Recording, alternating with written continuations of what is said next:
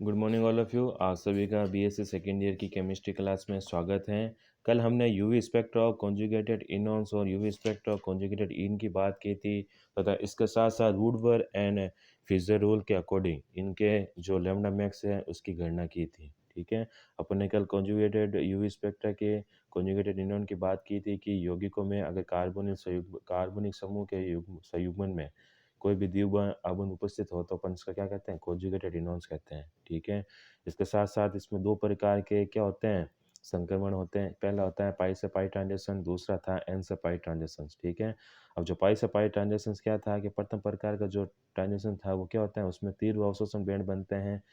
ठीक है, जो क्या लोअर लेमडा मैक्स पर 215 से 250 नैनोमीटर पर क्या होते हैं, एब्जॉर्प्शन करते हैं, जिसको अपन के बैंड कहते हैं। जबकि दूसरे प्रकार का जो संक्रमण था एन से पाई स्टार, ठीक है, के कारण दुर्बल अवशोषण बैंड बनते हैं जो कि हायर लैम्डा मैक्स के कारण होते हैं, जिसको अपन आर बैंड कह रहे थे।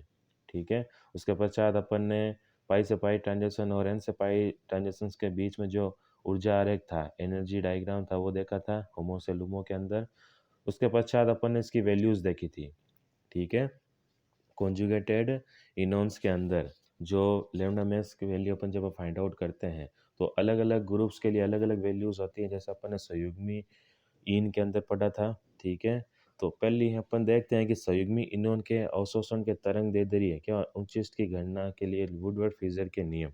ठीक है, कि संयुग्मी इनॉन अगर अल्फा बीटा अनसैचुरेटेड कीटोन हो, ठीक है, चाहे वे साइक्लिक हो या सिक्स मेंबर्ड ठीक है, हो या फिर नॉन साइक्लिक हो, मतलब अल्फा बीटा अनसैचुरेटेड कीटोन की बात कर रहे हैं, साइक्लिक और नॉन साइक्लिक दोनों के लिए कौन सी वैल्यू लिखते हैं अपन, बेस वैल्यू 215 नैनोमीटर। ठीक है, उसी प्रकार अगर अचक्रीय तथा 5 सदस्यीय कीटोन हो, ठीक है, 6 मेंबर्ड के लिए तो 215 नैनोमीटर है। ठीक है, और अगर अचक्रीय और 5 मेंबर्ड कीटोन है, ठीक है, तो उसके लिए मूल वैल्यू कितनी होगी, बेस वैल्यू 202 नैनोमीटर। उसी प्रकार अगर अपन अल्फा बीटा अनसैचुरेटेड एलडीए की वैल्यू देखें, ठीक है, तो कितनी है, कीटोन के लिए तो कितनी थी, 215 और 202। ठीक है, 6 मेंबर्ड और 5 मेंबर्ड के लिए। जबकि अगर अल्फा बीटा अनसैचुरेटेड एल्डिहाइड की वैल्यू देखते हैं, आपको बेस वैल्यू तो कितनी है, 207 नैनोमीटर। ठीक है, अब तो ये तो हुई बेस वैल्यू, मतलब ये तो आनी ही आनी है, सिस्टम को पहचान कर उसके अकॉर्डिंग, सिस्टम के अकॉर्डिंग अपने को ये वैल्यू तो कंसिडर करनी होती है। ठीक है, नेक्स्ट अपन लेते हैं कि मूल मान में निम्न मान जोड़ते हैं। ठीक है, अब सिस्टम के अंदर और क्या क्या मौजूद है, ठीक है, उसके अकॉर्डिंग अपन उसकी वैल्यू रखते हैं। ठीक है, जैसे कि प्रत्येक एक्सोसाइक्लिक बॉन्ड के लिए अपन क्या 5 नैनोमीटर ऐड करते हैं। एक्सोसाइक्लिक बॉन्ड अपन ने कल देखा था, रिंग के बाद जो एक एक्स्ट्रा बॉन्ड अटैच होता है, ठीक है, जो सिस्टम का पार्ट नहीं होता लेकिन सिस्टम में कॉन्जुगेशन को आगे बढ़ाता है। ठीक है, सेकंड था कि प्रत्येक अंतर चक्रीय एंडोसाइक्लिक ड्यू बॉन्ड हो। ठीक है, एक्सोसाइक्लिक के लिए भी 5 हैं और एंडोसाइक्लिक बॉन्ड एक्स्ट्रा तो भी उसके लिए भी 5 होंगे। प्रत्येक एल्किल या वलय अवशेष आदि, ठीक है, यदि कोई भी एल्किल ग्रुप या फिर वलय अवशेष, अब यहाँ पर alpha beta gamma delta 4 positions होगी। ठीक है, तो पोजीशंस मैंने कल बता दी थी कि कोई भी फंक्शनल ग्रुप के पास वाला कार्बन क्या होगा, अल्फा, उसके पास वाला beta, then gamma and delta. ठीक है, तो अल्फा स्थिति पर यदि कोई एल्किल ग्रुप या फिर वलय अवशेष मौजूद है, ठीक है, तो क्या है, उसकी वैल्यू 10 नैनोमीटर होगी। बीटा पर है तो 12, और गामा और डेल्टा पर उसके अगर एल्किल ग्रुप या फिर वलय अवशेष मौजूद है तो उसकी वैल्यू कितनी होती है, 18 नैनोमीटर होती है। ठीक है, नेक्स्ट है कि प्रत्येक द्विबंध विस्तार, अगर कोई भी डबल बॉन्ड एक्सटेंशन मौजूद है, सिस्टम के अलावा कोई भी अगर डबल बॉन्ड हो रहा है, ठीक है, जो कि सिस्टम को आगे बढ़ा रहा है, ठीक है, तो उस डबल बॉन्ड एक्सटेंशन के लिए अपन कितनी वैल्यू यूज लेते हैं, 30 नैनोमीटर। ठीक है, उसी प्रकार अगर समवलय संयुग्मी डाइन है, ठीक है, अगर एक ही वलय के अंदर कॉन्जुगेशन डाइन मौजूद है, ठीक है, तो उसके लिए अपन कितनी वैल्यू यूज लेंगे, 39 नैनोमीटर। ठीक है, अगर क्रोमोफोर देखें कि क्रोमोफोर OH है, अगर अल्फा स्थिति पर है तो उसकी वैल्यू कितनी होगी, 35 नैनोमीटर, बीटा पर है तो 30 नैनोमीटर, और अगर गामा पर है, ठीक है, तो कितनी, 50 नैनोमीटर। उसी प्रकार अगर OCO CH3 है, ठीक है, अगर अल्फा बीटा या गामा किसी भी स्थिति पर मौजूद हैं तो अपन 6 नैनोमीटर कंसीडर करते हैं। उसी प्रकार ओ आर है कि अल्फा स्थिति पर होगा अगर ओ आर तो अपन कितनी मानेंगे, 35 नैनोमीटर। ठीक है, बीटा स्थिति पर होगा तो 30 नैनोमीटर कंसीडर करते हैं। गामा अगर स्थिति पर है, ठीक है, गामा पोजीशन पर है तो अपन 17 नैनोमीटर यूज़ लेते हैं, और डेल्टा अगर पोजीशन पर है तो अपन 31 नैनोमीटर यूज़ लेते हैं, ठीक है। उसी प्रकार सीएल देखते हैं कि सीएल अगर अल्फा स्थिति पर है, ठीक है, तो 15 नैनोमीटर होगा। बीटा अगर स्थिति पर है सीएल तो 12 नैनोमीटर अपन यूज़ लेते हैं, और बीआर अगर अल्फा स्थिति पर होगा तो 25 नैनोमीटर कंसीडर करेंगे, ठीक है। उसी प्रकार अगर बीआर बीटा स्थिति पर है तो अपन 35 नैनोमीटर लिखते हैं। उसी प्रकार अगर अपन NR2 देखें, ठीक है, कि NR2 अगर बीटा स्थिति पर होगा तो अपन 95 नैनोमीटर कंसीडर करते हैं। मेथनॉल व एथेनॉल के अतिरिक्त अन्य विलायकों में लैम्ब्डा मैक्स में से निम्न विलायक संशोधन मानों को घटाना होता है, ठीक है। अगर मेथनॉल व एथेनॉल के अतिरिक्त अगर कोई अदर अपन सॉल्वेंट यूज़ ले रहे हैं तो लैम्ब्डा मैक्स में से निम्न विलायक संशोधन करना पड़ता है, ठीक है। अगर मेथनॉल एथेनॉल के अलावा कोई भी विलायक यूज़ ले रहे हैं तो जो टोटल अपने पास लैम्ब्डा मैक्स के विलायक है किसी कंपाउंड के लिए, ठीक है, तो उन जो ये नीचे मान दे रखे हैं ना अलग अलग, तो उनके लिए इन मानों को अपन संशोधित करेंगे, या जैसे डाइऑक्सेन है तो अपन +5 ऐड करेंगे, क्लोरोफॉर्म होगा तो +1 ऐड करते हैं, ठीक है। तो सॉल्वेंट का इफेक्ट इसके अंदर बता रखा है, ठीक है। मेथनॉल एथेनॉल के में तो किसी प्रकार का चेंजेस नहीं करेंगे, उसके लिए तो अपन जनरली जो रूल फॉलो करते हैं वैसे ये रूल को फॉलो करेंगे, लेकिन मेथनॉल और एथेनॉल के अलावा अगर कोई अदर सॉल्वेंट आपको स्पेसिफिक दे रखा है तो उसके अंदर आपको कितनी वैल्यू घटानी है बढ़ानी है, ठीक है, वो आपको देखना है, ठीक है। जैसे कि डाइऑक्सेन है तो डाइऑक्सेन के अंदर अगर डाइऑक्सेन सॉल्वेंट दे रखा है किसी कंपाउंड के लिए तो आपको +5 और एक्स्ट्रा जोड़नी होगी उस लैम्ब्डा मैक्स को निकालने के बाद में, ठीक है, ठीक है। उसी प्रकार क्लोरोफॉर्म है तो क्लोरोफॉर्म के अंदर अपन +1 नैनोमीटर ऐड करते हैं, ईथर के अंदर +7 नैनोमीटर ऐड करते हैं, ठीक है। अगर जल दे रखा हो, अगर कोई भी कंपाउंड का या कोई भी इनोन का अगर क्या एक को सॉल्वेंट दे रखा है तो अपन को टोटल नैनोमीटर में से कितनी -8 को निकालना पड़ेगा। हेक्सेन दे रखा है तो +11 नैनोमीटर हो जाएगी, साइक्लोहेक्सेन के लिए +11 नैनोमीटर, ठीक है। वैल्यूज़ अपने पास आ गई है। अब अपन इसके एग्जाम्पल सॉल्व करते हैं, ठीक है। सबसे पहला एग्जाम्पल दे रखा है CH3 CH CO और C के ऊपर एक क्या एल्किल ग्रुप अटैच है, ठीक है।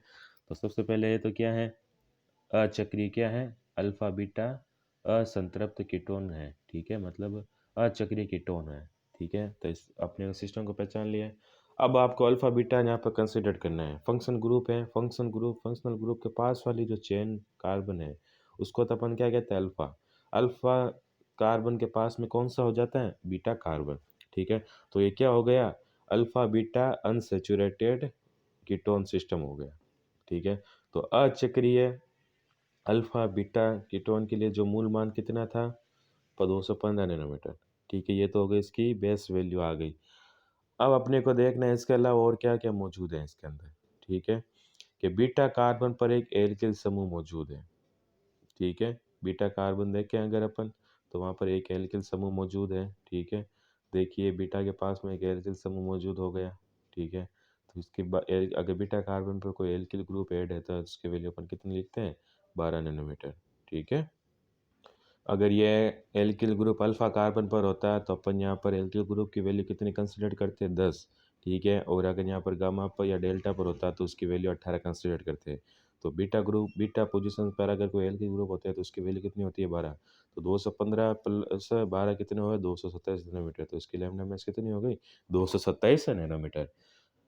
अब नेक्स्ट एग्जाम्पल देखते हैं अपन के CH3 और CO और एक CH3 और एक दो CH3 जोड़ ऐड कर रखे हैं इसमें, ठीक है। तो अपन देखते हैं पहले तो कौन सा सिस्टम होगा ये, देखिए ये भी अल्फा बीटा अनसैचुरेटेड सिस्टम है, ठीक है। नंबरिकल अगर अपन मार्किंग करें तो CO के पास में जो चेन के अंदर कार्बन है वो अल्फा हुआ, बीटा के ऊपर यहाँ पर कितने दो एल्किल ग्रुप दे रखे हैं, ठीक है। तो ये क्या हुआ, अल्फा बीटा अनसैचुरेटेड कीटोन है जिसके लिए बेस वैल्यू कितनी होगी, 215।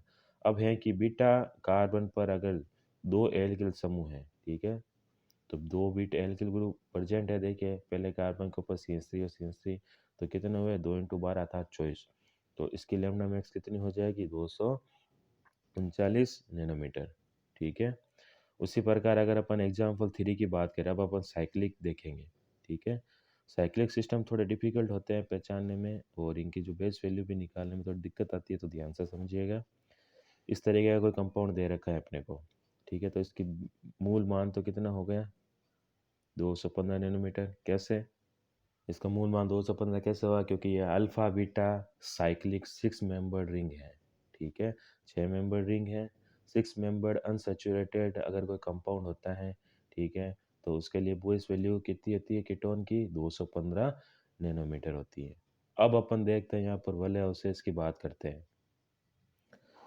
215 नैनोमीटर तो बेस वैल्यू होगी। अब यहाँ पर दे रखा है कि अल्फ़ा हाउसेस, अब यहाँ पर अल्फ़ा हाउसेस कहाँ से होगा, देखिए मैं आपको बताता हूँ कि CO बॉन्ड है, CO बॉन्ड के पास में हो गया ये अल्फ़ा, ये वाला, ठीक है। अब इसकी जो वैले हाउसेस होगी अल्फ़ा, ये हो जाएगी, ठीक है। अब अल्फ़ा ये हुआ तो इसके पास वाला ये हो जाएगा बीटा, ठीक है, ये गामा, ठीक है, और ये डेल्टा। सेकंड दे रखा है आपको डेल्टा हाउसेस के लिए, तो डेल्टा हाउसेस यहाँ से ये हो जाएगा डेल्टा हाउसेस, अल्फ़ा हाउसेस तो ये हुआ और डेल्टा हाउसेस आपके ये हुआ, ठीक है। तो अल्फ़ा हाउसेस की जो वैल्यू है वो कितनी है, 10 नैनोमीटर, और डेल्टा हाउसेस है वाला हाउसेस की वैल्यू कितनी है आपके पास, वो 18 नैनोमीटर है, ठीक है। और आपके पास यहाँ पर एक एक्सोसाइक्लिक बॉन्ड है। एक्सोसाइक्लिक बॉन्ड कौन सा हुआ आपके, बताते हैं अभी आपको, देखिएगा। ये देखिए, ये इस पूरे सिस्टम के अगर अपन देखें तो ये जो था,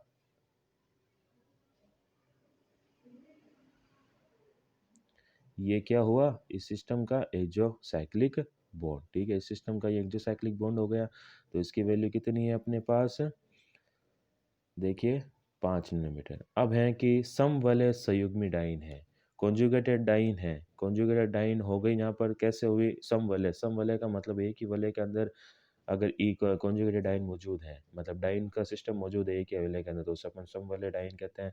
कैसे हुई, देखिए ये वाला सिस्टम हो गई सम वलय डाइन, ठीक है। Double bond single bond double bond, तो डाइन हो गई, और एक ही वलय है तो सम वलय डाइन हो गई। तो इसकी वैल्यू कितनी है यहाँ पर, 39 नैनोमीटर हो जाती है, ठीक है।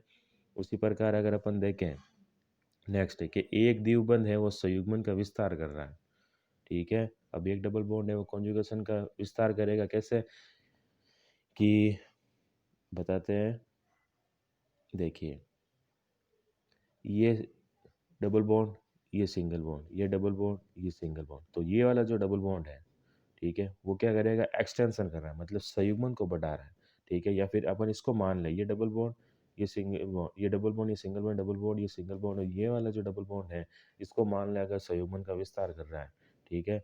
तो ये क्या, double bond extension conjugation extension की वैल्यू कितनी होती है, 30 नैनोमीटर होती है, ठीक है। तो अगर अपन टोटल देखें, ठीक है, ये वैल्यूज़ तो कितनी आती है, 215 प्लस 10 18 5 39 और 30 नैनोमीटर, ठीक है। तो टोटल लैम्डा मैक्स कितना हुआ, 317 नैनोमीटर है, ठीक है। इससे आगे अपन और एग्जाम्पल सॉल्व करने की कोशिश करेंगे, ठीक है। Thank you so much.